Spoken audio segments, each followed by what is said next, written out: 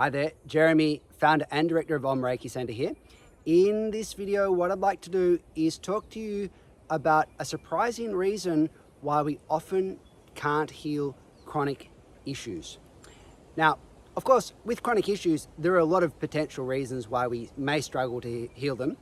One might be that we're simply using the wrong tool.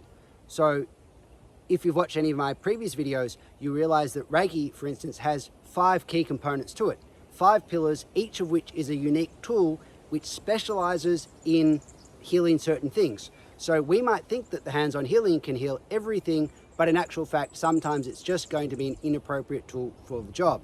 Now, maybe Reiki is not even the right tool for the job. Maybe you need some other healing frequency or some other technique to heal. So possibly the reason whatever you're working on doesn't heal is simply you haven't got the right tool for the job. Now, another reason you might struggle to heal is simply because you haven't yet learnt the lesson that this illness, condition, whatever it is trying to teach you. And so until you learn that lesson, there isn't really any point being healed, because that was the whole purpose of getting whatever condition it is. Now, this again sounds a little bit strange, but just think back to survivors of things like cancer, and you'll find that so often, it's almost become a cliche now, they will say, you know, the ones who have survived, that it was the best thing that ever happened to them. Now, they're not saying, oh, it was really enjoyable going through the experience. It was probably painful and very difficult, but they got a lot from it. They grew out of it. And so similarly with other conditions, you know, there's always that possibility for growth within them. And so if you haven't really discovered that opportunity for growth, then maybe your time to heal hasn't yet come. But in this video, what I'd like to do is actually discuss another reason why you might be struggling to heal from a chronic condition. That is, you know, a condition you've had for a fair period of time. And that reason is that there's actually an unconscious fear of getting healed. Now, again, this sounds a little bit crazy, but I'd like you to consider the idea that every kind of condition, every illness has with it a benefit. Now, let's take a couple of sort of classic examples here. Think of the child who gets sick and can't go to school. Well, what's the benefit of that? Okay, they're not feeling very good, but they don't have to go to school. Maybe their mum pays extra attention to them. They get to, you know, watch TV during the day. They get to relax. Maybe they get fed nice food. You know, as I said, extra attention from the parents. So there's definitely a benefit to it. Now, this might not outweigh the feeling of sickness, but you can see there's a good side to it. What about, say, weight?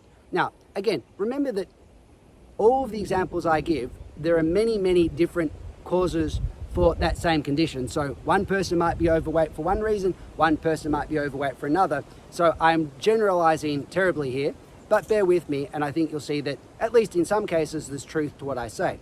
So with weight, for instance, maybe someone has been hurt before in a relationship, for instance. So then they put on weight, and that weight acts as a kind of protective shield. So physically, it makes them feel a little bit more secure.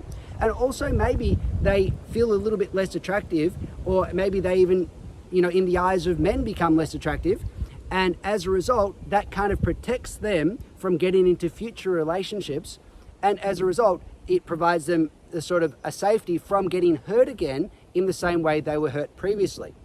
Now, it's just an example. As I say, there are many reasons why someone might be overweight, but that potentially is one of them. And you can see there is a plus side. And the plus side is they get to avoid, or at least there's a greater chance of avoiding, getting into an intimate relationship where they might get hurt. What about, say, anxiety? Well, anxiety might be something similar. Maybe someone had problems, you know, in relationships or with people or certain situations in the past. Now they suffer from anxiety. What does that mean? It tends to mean that maybe they don't go out as much, they don't socialize as much, they stay at home more, and as a result, they feel that they're in a much safer environment where they can't get hurt. Now again, there are many reasons for anxiety. This is just one, but you can see how in this particular case, there is some sort of benefit to the anxiety. So then, if a person suddenly, you know, could be given a wish to just get healed of that anxiety, unconsciously, there might well be some resistance. And that's why you can go to a healer and the healer can do great work and you still don't get healed. And you're thinking, why is this so? It's because a part within you is actually clinging to that condition. Okay, now if you think this is fanciful, If you've got a chronic condition, or even perhaps if you've just wanted to achieve something and you haven't, and you're thinking, why haven't I achieved it? I've been putting in lots of work. I can't understand why it's not happening. Well, you can do a little test with yourself. And the way we do this test is, all I want you to do is imagine getting that thing you haven't got, or imagine being healed of that condition you haven't been able to heal, and then just feel in your body. So you just imagine, yep, it's all gone. Now put your awareness in your body and see how your body feels. Now, what you're going to be looking out for is one of two things: a feeling of kind of lightness or energetic expansion, or a kind of a tightening or a contraction. And what you might find is, even though your conscious mind says, yes, the one thing I want in life is to be healed of this issue, when you imagine that hypothetical scenario of being healed, your body actually tenses up.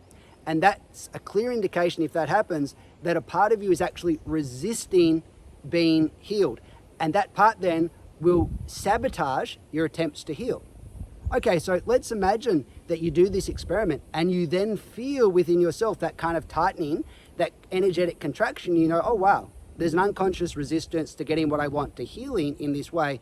What do you do then? Well, of course, there are many techniques, and in my courses I teach several, but for now I'll just give you a very basic one, and it can be a little bit challenging to do, but it's very effective if you can pull it off. And what you have to do is this: just imagine being healed. Okay, so imagine that situation, feel in your body, become aware of that tightness or the contraction, and then don't try to do anything. So it seems sort of weird. Like normally with a healing technique, you might imagine light, or you might give yourself Reiki, or do something to kind of get rid of the condition. But here what we're doing is diddly squat. Your job is actually just to sit there and observe the feelings in your body. That's all you do. But the key is to do it 100%. You can't kind of 98% observe it, but 2% resist it, because that feeling is going to be unpleasant. Your impulse is to kind of push it away because you don't want to feel it, because it's unpleasant. But what you have to do is just learn to observe very passively. If you want, I have a mantra which I say, and it's, I'm not going to try to change anything. So just sit there, stand there, wherever you are, open yourself up to the feeling, become, in a sense, it's a bit like you're a punching bag hanging from the ceiling. The feelings, the unpleasantness can kind of push you around. You haven't got any arms and legs. You can't fight back. You can't do anything. All you do is you go where you're pushed. Okay, and so that's what you do with this meditation. You just observe the sensations, and if you can do that, you'll find an interesting thing happens. Those feelings begin to bit by bit dissolve until they're gone. Now, when you think back to being healed of that condition, you tune into your body, and guess what? You mightn't feel any resistance anymore. And that then is a big step towards healing. After that point, possibly some of the techniques you've previously been doing will work, or you'll get new ideas and inspirations which will lead you to a successful cure. But whatever the case, while there is that resistance within you, it's going to be almost impossible to cure or heal yourself of that issue. So one of the first steps then to healing of chronic conditions is to become aware if there's any unconscious resistance to healing. And once you do that, and then once you take steps to dissolve it, you're well on your way towards actually healing long term. Okay, so hope this video's been useful. Hope it's given you more ideas to play with and experiment with.